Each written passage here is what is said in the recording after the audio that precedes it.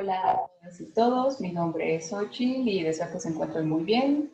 Es un gusto compartir con ustedes este pequeño módulo de filosofía de la ciencia. Sé que todas y todos estamos muy cansados de esta modalidad abrumadora, que hay muchísimos eventos en la red y demás, pero bueno, intentaré esbozar un par de pinceladas de mi perspectiva en filosofía de la ciencia que apuntalan mucho a problemáticas contemporáneas, no con la finalidad de solucionarlas, sino a fin de que nos sumemos como académicas y académicos en el ámbito de la filosofía a pensar colectivamente cómo podemos aportar o en qué momentos debemos de callarnos, esto también es muy importante, respecto a acontecimientos en los cuales está involucrada la práctica científica. Lamento mucho que el diálogo sea de manera unidireccional y sobre todo tan lejana. Sin embargo, les voy a compartir mi correo electrónico por si alguna y alguno de ustedes quiere seguir un diálogo en concreto o tiene algún tipo de duda respecto de la clase. Bueno, pues primero que nada necesitamos perder el miedo y acercarnos a la hibridación conceptual.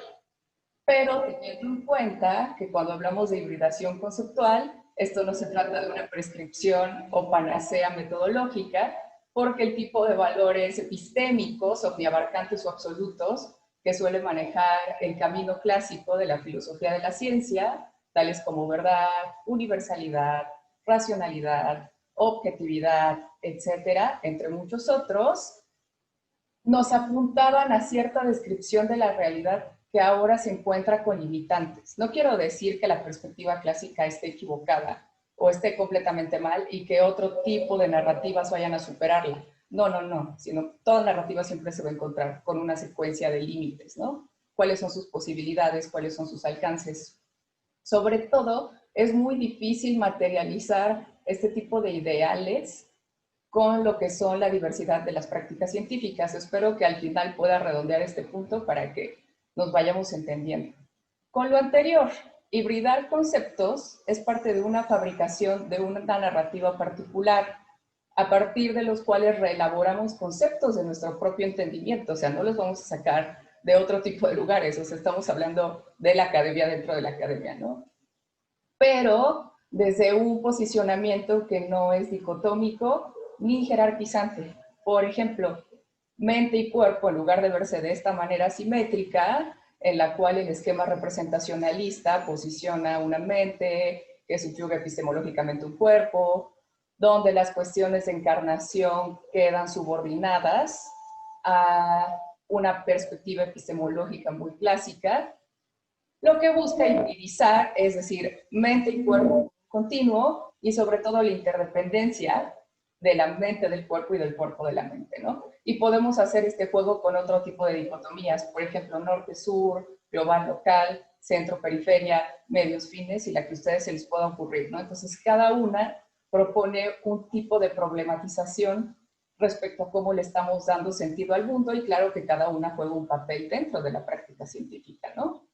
Entonces, hibridizar, sobre todo, forma parte de una práctica de feminismo especulativo que se hizo famosa a partir de la publicación del Manifiesto Cyborg en 1985, que es una obra de la filósofa estadounidense Donna Haraway, en la cual ella cruza distintas temáticas, tales como la gran ciencia o la Big Science y su papel en la Guerra Fría, ¿no? Entonces, una característica de la perspectiva que yo les vengo a proponer es que son cuestiones académicas completamente situadas, ¿no? Entonces, a partir de un evento que vamos a complejizar, vamos a empezar a tejer distintas aristas, ¿no? Que le dieron sentido. Por ejemplo, estábamos hablando de la Guerra Fría y esta cuestión de la gran ciencia. ¿Qué involucra la gran ciencia en la Guerra Fría? Que dio origen a la publicación del Manifiesto Cyborg y a esta invitación a pensar las cuestiones de manera hibridada. Por ejemplo, los cohetes, los satélites, las primeras computadoras, los lenguajes de programación, por supuesto, el imaginario de las naves espaciales, la arquitectura de los búnkers nucleares y cómo se estructuraron ciertas ciudades estadounidenses con este miedo al fantasma del comunismo y a la detonación de nuevas armas nucleares, ¿no? Así como un análisis, por otro lado, que también se teje con la ciencia ficción, con autoras como Joanna Russ, Ursula Le Guin, Octavia Butler, por mencionar algunas, y sobre todo la manera en la cual ella figura este conocimiento con las obras de arte de Lynn Randolph. Si alguna o alguno de ustedes está familiarizado con este trabajo muy emblemático de Donna Haraway, hay una serie de libros donde hay una ilustración de una mujer escribiendo en la compu, que ahorita les pondré por ahí. Entonces esa es una obra de Lynn Randolph, ¿no? Que acompaña todo este pensamiento paraguayesco. Todo esto complejizó la discusión sobre el papel de las mujeres y la encarnación de las prácticas científicas en un mundo que está aconteciendo, en un mundo del cual somos parte. Entonces esto déjenlo por ahí, eso del mundo aconteciendo y en el cual somos parte, porque es una perspectiva procesual inmanente que también espero ir recuperando a lo largo de las pinceladas. Entonces, en sintonía con lo anterior, tanto la filosofía como la historia de la ciencia tuvieron relecturas muy interesantes a partir de la década de 1980. Ya les mencioné alguna con la publicación del Manifiesto Cyborg. Otra muy interesante que podemos encontrar son estos trabajos de etnografía de laboratorio en los cuales participaron Bruno Latour y Bulgar, donde dijeron, pues bueno, vamos a aplicar las metodologías etnográficas sobre una población de científicas y científicos y vamos a ver qué pasa, ¿no? Entonces ahí les sugiero mucho, hay un capítulo en el compendio de ensayos de la Esperanza de Pandora, donde Bruno Latour va narrando esta serie de experiencias, que es otra manera de familiarizarse con los procesos de fabricación del conocimiento científico, ¿no? Otra perspectiva es la de Donna Haraway, también tenemos las colaboraciones de Sandra Harding o de Starhawk, ¿no? Entonces, de manera general, ¿qué buscaban este tipo de trabajos? Criticar la consideración de valores epistémicos, tales como la objetividad, la universalidad o la neutralidad, como elementos ahistóricos, desencarnados y como abstracciones extremas completamente separadas de las y los sujetos que estaban involucrados en la misma fabricación del conocimiento. Es decir, revalorizan y reincorporan la imagen de las y los científicos a toda esta complejidad de la producción del conocimiento. No solo están enfocados en la teoría como el producto último íntegro que importa para la epistemología, ¿no? Entonces, es importante situar a qué nos referimos cuando hablamos de ciencia, porque la ciencia no es una práctica ajena a la humanidad. Por otro lado, no es una práctica completamente humana, enteramente cultural y occidental, ¿no? O sea, que después puede migrar a otras regiones y dialogar con otras culturas, es otro asunto también muy interesante, ¿no? Pero podemos empezar un posicionamiento desde ahí, ¿no? ¿Cómo situarla históricamente? Dado que es una práctica natural cultural así de corrido, es otro concepto que también recupero de Haraway, entre muchas otras prácticas natural culturales que buscan dar sentido a un conjunto de fenómenos y eventos por parte de la academia contemporánea, ¿no? Entonces, así como los valores epistémicos que constituyen este análisis epistemológico de la ciencia, verdad, objetividad, neutralidad, universalidad, tienen historia, la misma ciencia, el mismo concepto de ciencia tiene historia. No es lo mismo hablar de la ciencia en la cual emergió o de las prácticas científicas en las cuales emergió el manifiesto Cyborg, del cual les hablé de Donna Haraway, a hablar de las prácticas tecnocientíficas en el mundo actual, en el siglo XXI, ¿no? En medio de una pandemia de coronavirus. Hay cuestiones de continuidad entre ese tipo de prácticas, pero también hay rupturas.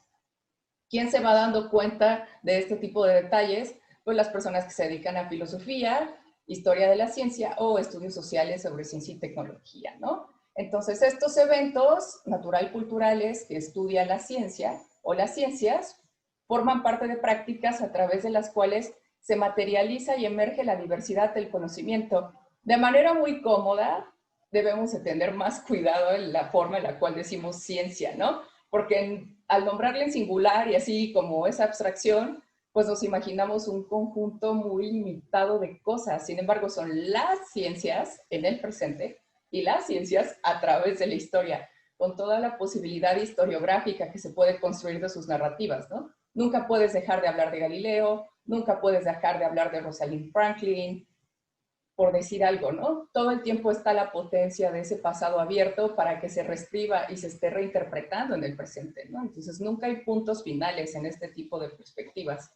Entonces, esta perspectiva de filosofía de la ciencia responde a una narrativa, a un devenir histórico particular, que está dialogando con intereses y preguntas concretas que se entrelazan con cuestiones sociales, políticas, económicas, y que a su vez se vincula con los valores y sentires de una época, ¿no? La ciencia también forma parte de esa enarbolación de los valores que están siempre presentes en una época, la Guerra Fría, ¿no? O sea, volvemos así, construir tu casa con un búnker que te proteja de la bomba. O sea, no es que la ciencia te diga, oye, aquí estoy, no, sino que hay maneras en las cuales podemos escarbar un poquito y ver cómo se va impregnando en el imaginario de la población en general, ¿no? De ahí la riqueza de su discurso, de ahí una responsabilidad para vigilar a las prácticas científicas, porque pues, no pueden andar solas por ahí, dado que tienen implicaciones en los ritmos de vida humanos y de otros organismos y ecosistemas, ¿no? Entonces, recordando otra obra muy emblemática, que si les interesa el tema, puede ser introductoria, es el libro Representar e Intervenir del filósofo Ian Hacking. A partir de esta serie de críticas ochenteras y setenteras, se despertó el interés por prestar atención tanto al proceso de intervención como al proceso de producción del conocimiento. ¿A qué voy? Entonces, el proceso de producción del conocimiento, acá, la práctica, es tan importante como los resultados obtenidos, acá, la teoría. ¿Por qué estoy haciendo énfasis en este punto? Porque la filosofía de la ciencia tiende a poner en primer plano la dimensión teórica. ¿Qué filosofía de la ciencia? La filosofía de la ciencia clásica, ¿no? La que siempre está hablando con un punto de inicio del positivismo lógico, que en sí mismo es un movimiento bastante complejo, bastante heterogéneo, del cual ya estamos a un siglo de distancia, y por eso merece su reconsideración constante, no estarlo repensando filosófica e históricamente. ¿Qué tanto nos hemos movido del positivismo lógico y ese camino mágico, ¿no? Positivismo lógico, falsacionismo, programas de investigación científica, la estructura de las revoluciones científicas, las aportaciones de Hanson a la observación, el anarquismo epistemológico de Feyerabend, ¿no? Entonces, revaloran todo el énfasis que estos autores exclusivamente hombres, como que las mujeres no aparecimos en esta narrativa de filosofía de la ciencia, casualmente, obviamente eso es un tono de ironía, revaloran cómo hubo un énfasis muy, muy fuerte en la teoría. Sin embargo, se perdieron toda esta riqueza de la dimensión epistemológica que había en la producción del conocimiento en la práctica, ¿no? Entonces, ese es el juego que hace Ian Hacking en representar e intervenir. No se puede obtener representaciones, tales como una gráfica, como una fotografía científica, como una tabla de datos, sin el proceso de intervención, que involucra una riqueza epistemológica equivalente, ¿no? Entonces, son procesos interdependientes en la fabricación de conocimiento. Y ese es un punto que la TUR, en la etnografía que les mencioné de laboratorio, también enfatizó. Obtienes al final un artículo para la publicación en una revista en 2 dimensiones, cuando hubo un montón de trabajo, de ir a la selva, de ensuciarse las manos, de tristeza porque no salían las cosas, porque la lluvia mojó tus muestras. En fin, hay un montón de cosas involucradas en la fabricación del conocimiento científico y eso depende a la especificidad de cada área de estudio, porque no hay un método mágico, por mencionar un valor epistémico que también tiene mucho peso y que es muy malentendido sobre la ciencia, ¿no? Entonces, cada disciplina científica tiene un conjunto de metodologías que son variantes, ¿no? Que las van adaptando dependiendo de sus condiciones. Hay ciertas continuidades, como les dije, sin embargo, cada una se va apropiando de las metodologías y las hace florecer dentro de sus campos, ¿no? Entonces, tenemos un montón de ciencias en el presente y a través de la historia, y cada una con sus practicantes tiene un montón de metodologías de intervención, ¿no? Al mismo tiempo, hay que considerar el papel de los instrumentos y el papel de los organismos que nos están ayudando a producir ese conocimiento científico. Esto nos da como un panorama distinto al de la filosofía de la ciencia clásica, ¿no?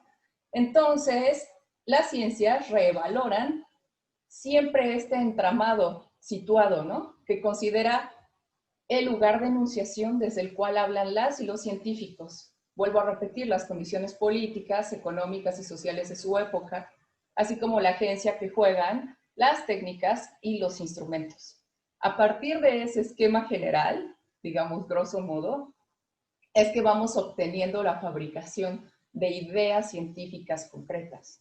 Galileo no pudo haber escrito Sidereus Nuncius, el viajero sideral, sin tener un diálogo con artesanos que le ayudaran a fabricar el telescopio, sin el papel del telescopio que le enseñara a dialogar con la luna para ver las manchas que había en ella.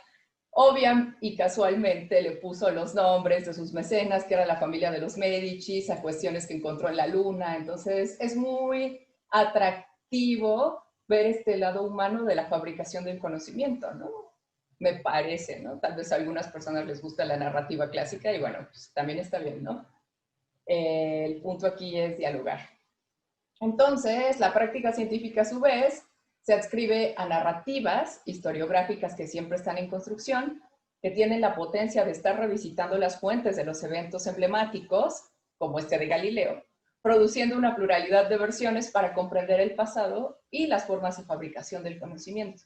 Este punto es importante porque se aleja de las versiones triunfalistas, lineales, progresistas y desarrollistas que enarbolan a las figuras de padres fundadores y que suscriben que la generación de conocimiento es un logro exitoso de mentes brillantes individuales, ¿no? Entonces, claro que hay alcances y desgraciadamente estas son las primeras narrativas de la ciencia con las cuales nos familiarizamos por muchas razones.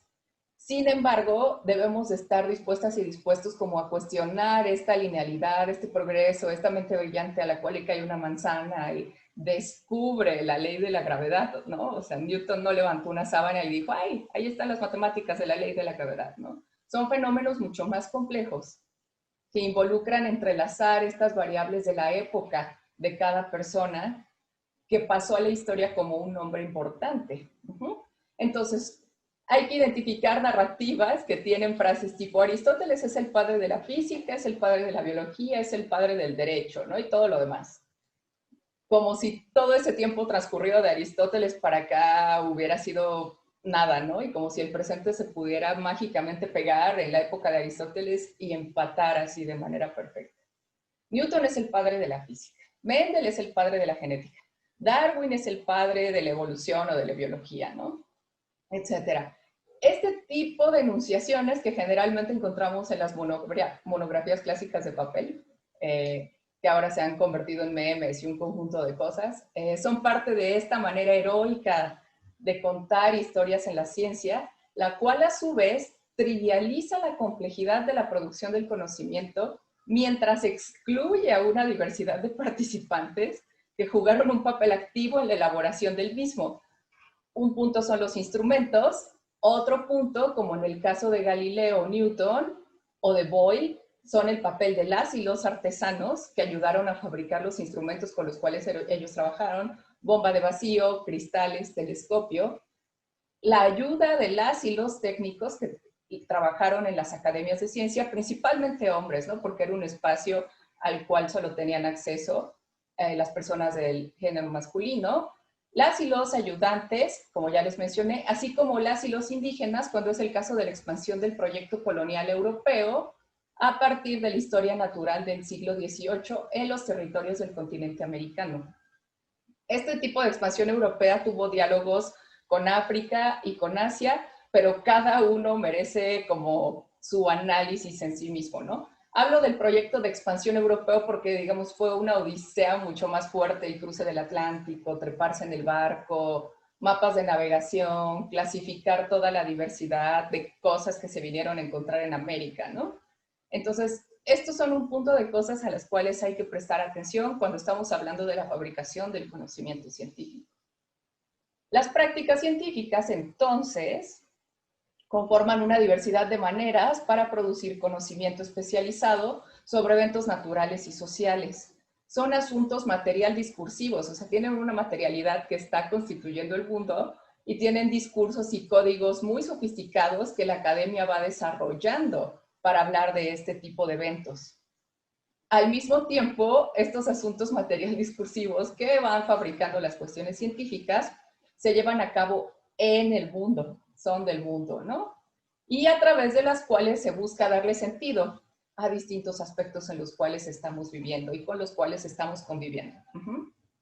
Son prácticas colectivas, siempre colectivas, no hay de otra, ¿no? Aunque tú intentes borrar la colectividad del conocimiento, siempre va a estar ahí. Nadie puede avanzar por sí solo o por sí solo.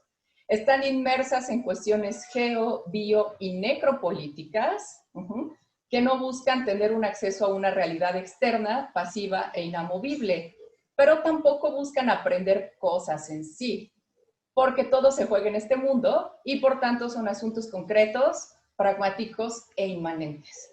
Este tipo de perspectiva de filosofía de la ciencia contemporánea, que tuvo este quiebre a partir de los estudios de la década de 1980, va apuntando a este tipo de claves, ¿no? Con las cuales podemos estudiar el mundo del cual formamos parte.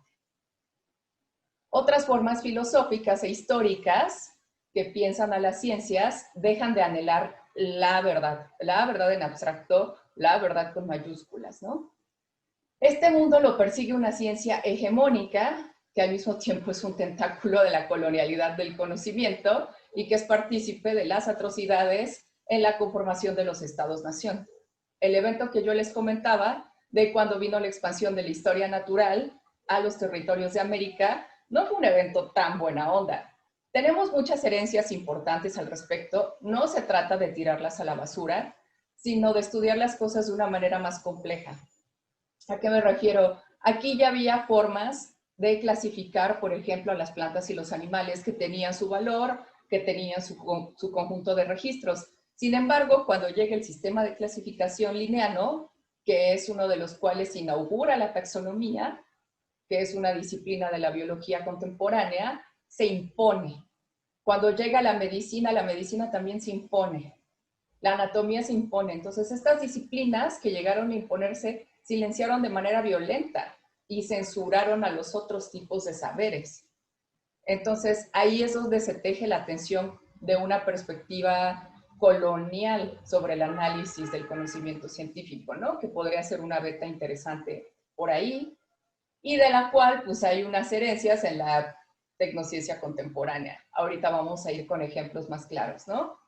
Entonces, desde el siglo XIX, con proyectos como la frenología, en el siglo XX, con proyectos como la eugenesia, que manifiestan la supuesta superioridad de la raza aria con base en elementos científicos sospechosos, se van consolidando ciertas cuestiones de los estados-nación, ¿no? Entonces, otros puntos interesantes los avienta la historia de la medicina, con las esterilizaciones forzadas de poblaciones que consideraban inferiores, como poblaciones afrodescendientes en Estados Unidos. Pues ustedes no se deben reproducir, yo lo digo con un discurso de experto y pues va, ¿no?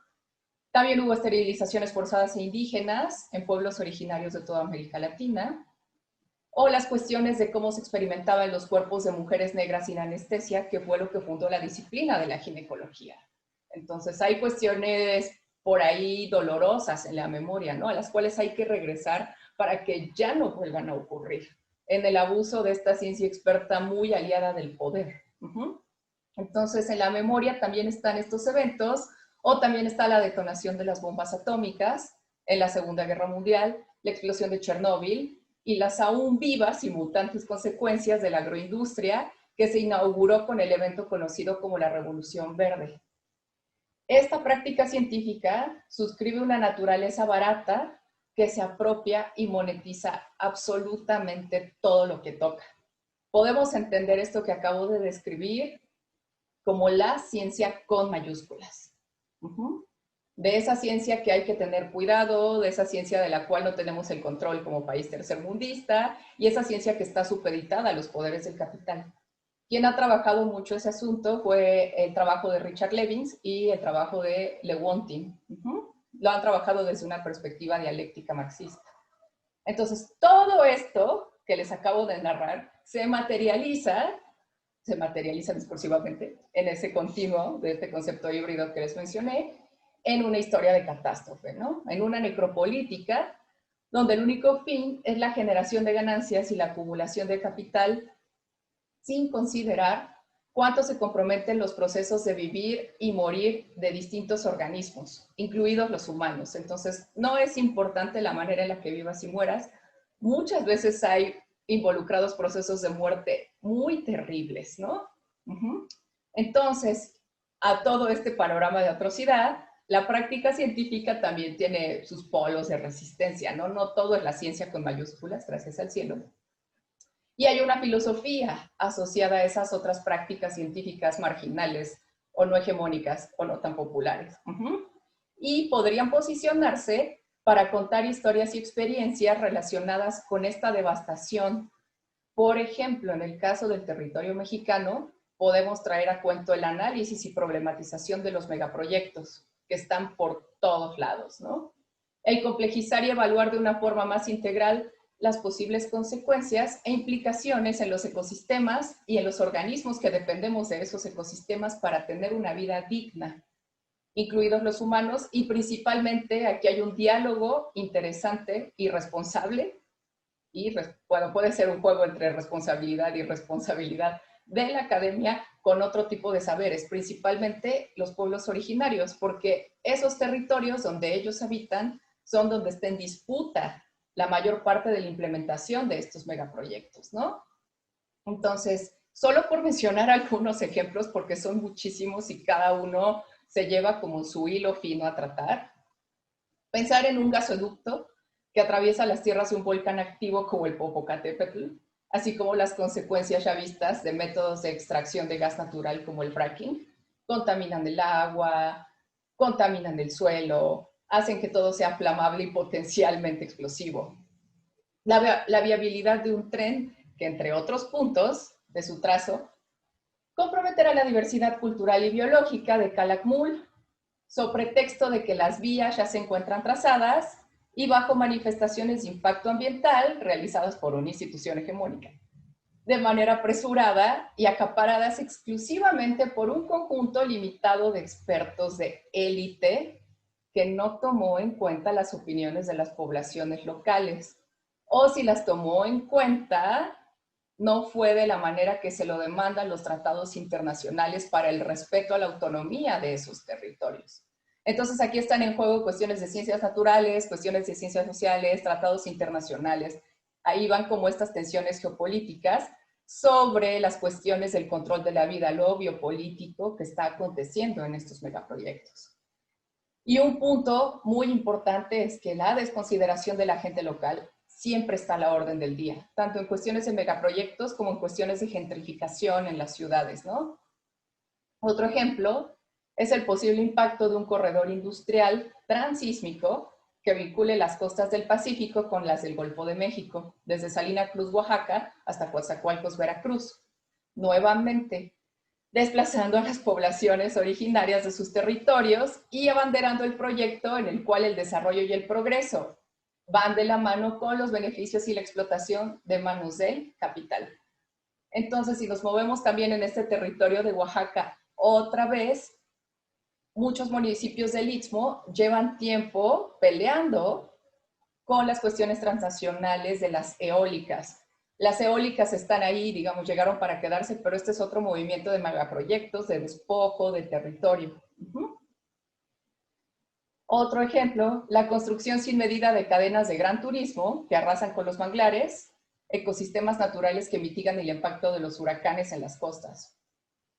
Entonces, a favor de un gran turismo que atrae cierto tipo de capital para las poblaciones, construimos este tipo de edificaciones, destruimos un montón de ecosistemas que son importantes para mitigar el paso natural de los huracanes en los ciclos de la Tierra.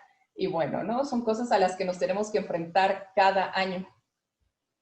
La sobreexplotación de la tierra a través de los agronegocios, empleando dispositivos muy complejos que pertenecen a empresas privadas, los cuales hay que comprar, principalmente vía endeudándote con el banco, fertilizantes, pesticidas, herbicidas, fungicidas y semillas genéticamente modificadas, es decir, semillas transgénicas, que después de eventos como la Revolución Verde, sabemos que solo dejan suelos infértiles y poblaciones intoxicadas a través de la exposición constante a agrotóxicos en el agua, aire y suelo. Entonces, en México tenemos el caso de niñas y niños expuestos a un gran cóctel de agrotóxicos en Autlán, en Guadalajara, las toneladas de agrotóxicos que se avientan en el lago de Chapala, y esto refleja un estado que es el primer lugar en el país con daño renal por exposición a dichos contaminantes. Estos son puntos de partida e hipótesis en las cuales están trabajando científicas y científicos para mostrar evidencia que logre frenar y que logre hacer justicia a las víctimas de este tipo de biopolíticas y necropolíticas. Entre las consecuencias de este tipo de envenenamiento están cáncer, disrupción hormonal, hiperactividad e insuficiencia renal, etc. A todo lo anterior, solo por esbozar cierta clase de ejemplos abrumadores, se le suman el asedio y el asesinato constante de las defensoras y defensores del territorio en todo el país, frente a los cuales es muy difícil encontrar un atisbo de justicia. Por otro lado, estos momentos de desasosiego se pueden analizar desde distintos tipos de prácticas académicas, artísticas y culturales, ¿no? Entonces yo les voy a mostrar un par de ejemplos que me parecen interesantes para ver cómo se tejen estas tramas de las consecuencias en la seducción del desarrollo en América Latina en particular. Desgraciadamente hay muchísimos ejemplos en todo el mundo, ¿no? La primera es la novela Temporada de Huracanes de Fernanda Melchor, donde nos cuenta la historia y secuelas alrededor de una petrolera en algún lugar de Veracruz. Cualquier parecido con la realidad es mera coincidencia, ¿no? Y la segunda es la novela Distancia de Rescate de la autora Samantha Schweblin, no sé si lo pronuncié bien, discúlpenme si lo pronuncié mal, que narra el envenenamiento de la población, principalmente infantil, a causa del mantenimiento y plantación de cultivos de soya transgénica en Argentina. Entonces, asimismo, podemos encontrar en el documental ¿Qué les pasó a las abejas?, dirigido por Robin Canul Suárez y Adriana Otero Puerto, la resistencia de las y los indígenas mayas frente a los modelos de agroindustria que arrasan las abejas, de las cuales ellos dependen para tener un ingreso y un modo de vida, y perdiendo procesos a la vez tan importantes como la polinización, sin la cual no podríamos acceder a nuestra alimentación de frutas y verduras, así como la producción de miel. Por otro lado, en el documental se teje un diálogo con las y los campesinos víctimas de este modelo voraz de agricultura en Argentina, ¿no? Entonces, ahí hay como un par de puntos muy, muy relevantes que están con la lucecita prendida así de atención, atención, ¿no?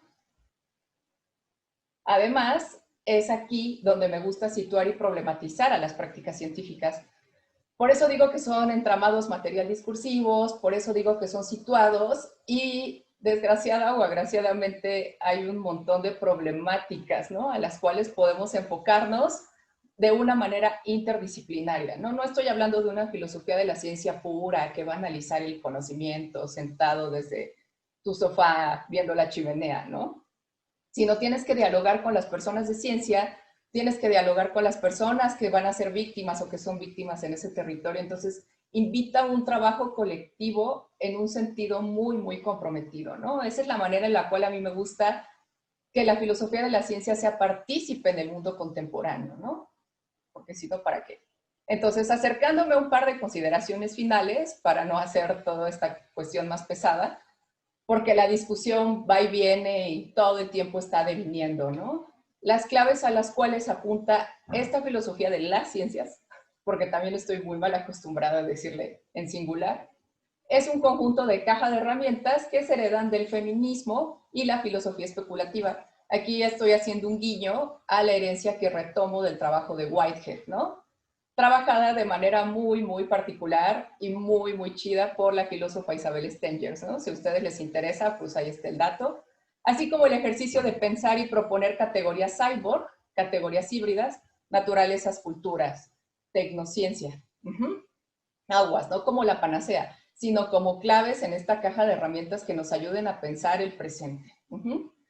Como algunos puntos de partida que son pragmáticos, que no pretenden perseguir la verdad y un conocimiento de tipo trascendente, sino más bien analizar la urgencia del aquí y el ahora de la práctica científica, ¿no? Cómo la práctica científica se puede sacudir y cómo le puede dar un codazo a la filosofía de la ciencia y decir, pues vamos a la obra, ¿no? Vamos a ver de qué manera nuestro actuar en el mundo puede ayudar a este tipo de problemáticas, como los megaproyectos que les acabo de mencionar.